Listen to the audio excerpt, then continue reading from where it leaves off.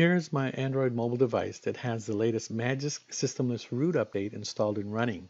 We can open up the Magisk Manager app and see that we are running the latest update, and then open up Magisk Hide, which is the mechanism that this rooting technique uses to evade detection from mobile threat defense agents.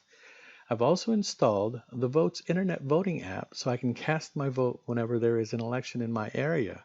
The problem is I'm not too sure how safe casting my ballot is using this voting app if it can't even detect that my device is rooted and it might have malicious exploits living in it. Now my company wants me to install MobileIron UEM and MobileIron Threat Defense so my device is protected from malicious mobile threats.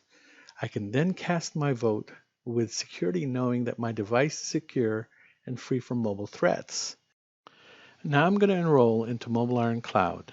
I'm going to enter my credentials, activate the client, enable the phishing protection, and within a couple of ticks, I'm on my way to enrolling my device into MobileIron UEM and protecting my work and personal data.